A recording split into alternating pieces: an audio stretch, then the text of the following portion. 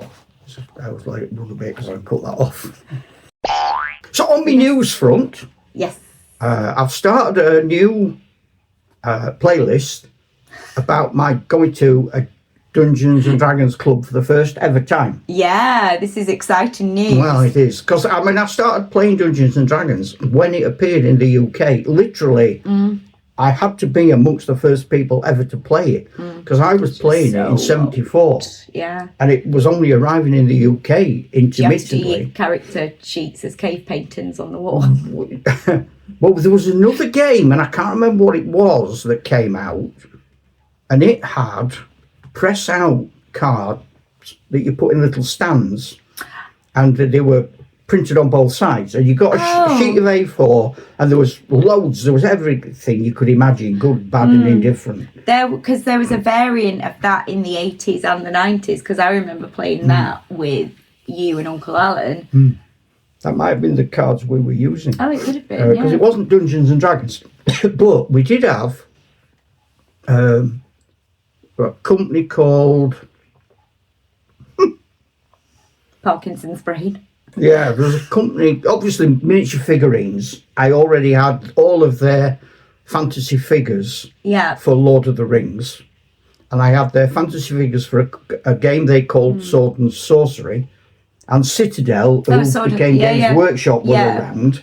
Asgard were the company I was trying to think of. They were around. Grenadier were around. So you could buy fantasy figures. The problem we used to find with Dungeons and Dragons, it started to introduce things that we didn't know because we were readers of Tolkien.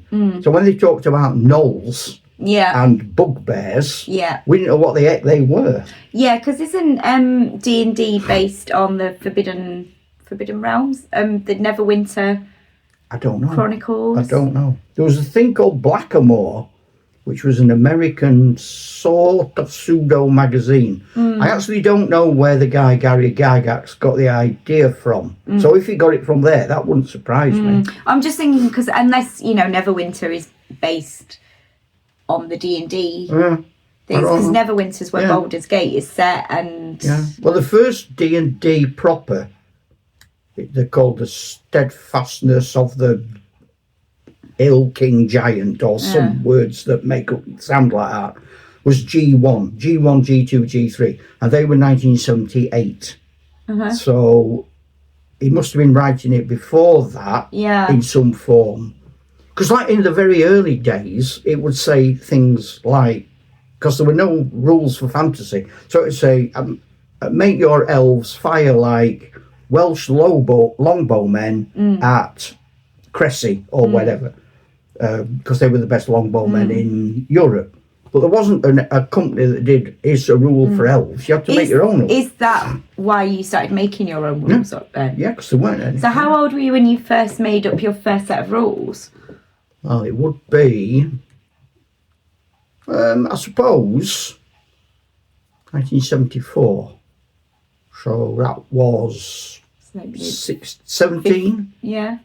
Because we used to use a Wargames research group who were a company, and they made rules for different periods. So you could get ancients, you could get medieval, you could get Napoleonic. So for a long time we did, but we used their format. So we did all their factors where like one elf would be worth 33 elves. So then when you got shot, you had to, I've been shot, I've lost one, so you had to have 1/33. And every time you got 33 33rds, you took an elf off. Yeah. And it was really complicated. Yeah. And then lots of other people were doing their own rules. Yeah. There were a company in a Wargames club in London. They're still around. They call themselves the oldest club in Britain. Selweg. South East London Wargames Association, some or other. Anyway, Selweg. Selwig, I can't remember. But anyway, they were around and they would write their club rules. And if you sent them a stamped addressed envelope, they'd send them you. So so they were around. People were doing stuff and swapping rules. I think that's what's fun about it though, isn't it? Because it's one of the few games that is not prescribed, Yeah. that you can. Yeah. So you meet a group of people and they're into D&D Yeah. and you're into Yeah. D&D, Yeah. but it doesn't necessarily mean you play the same kind Yeah, of game. that's right. And once D&D came along, they brought the Dungeon Master's Guide or the Game Player's Guide, which was the whole world. How much does a sword cost? How much is rent at a coaching house? What sort of diseases might I get? Yeah. What's the chance of dying of old age? They had magic. They had everything.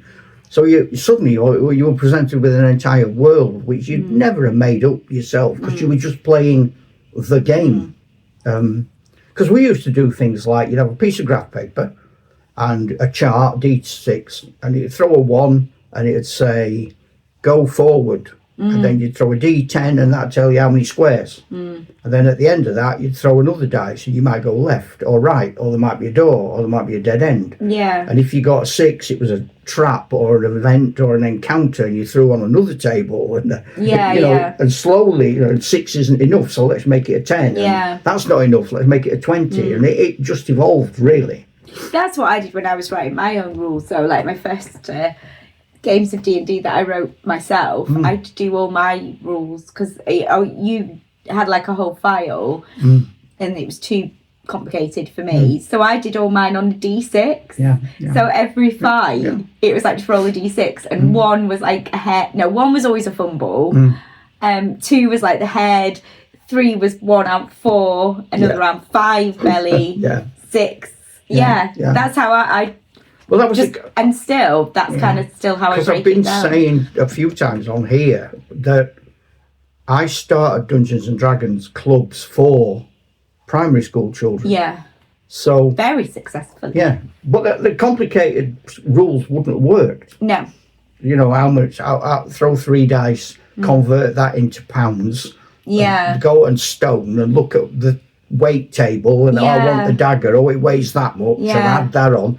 And you'd spend the entire club night after school doing maths. Yeah. Nobody wanted to do that. When you're adults, it's different as well because so much of it is just common sense, isn't it? Yeah. Because you just say, oh, hello. Hi, Rollo. It's Rollo. Because you just say common sense, wouldn't you? You'd be like, okay, so if you're a halfling, no, you can't. Yeah. No, you can't. Well, you can't carry 3 iron maces and have. And that's why armor. I came up with the idea of in magic users, you can use any spell you can think of. Yeah. But the better you are at casting a spell, the more chance there is of it working. Yeah. So if you're new and you cast a spell, you've got to get, let's say, 5 or 6. If you don't, you've cast that spell on yourself or you're a fumble. But if you can think of it, you can do it. Yeah. Now, older players spoiled that because they started to do things to make themselves win. Yeah. Well, like make entire armies disappear. Yeah. And it ruined the whole thing, so we had to abandon it and go back to basics. But with kids, it works. Yeah, it does. I think there's a sense that adults lose some of their fair playness as they get older. Yeah. They don't. Oh, I don't know. Everything becomes a little bit more regimented and a little bit more unfair. Yeah. It's almost like adults when they're playing it lose their sense of teamwork, and it's like every man for themselves. And I think adults as well, they lose that sense of fun and it becomes really serious. When me and my middle brother used to wargame, in the 1960s, our first soldiers, I had a box of Airfix Robin Hood's men, and he had a box of World War II Russians. But they played with wargames together, even though that doesn't make any sense to an adult. I know. They're just, I know. We didn't care. It's funny, isn't it? It's interesting.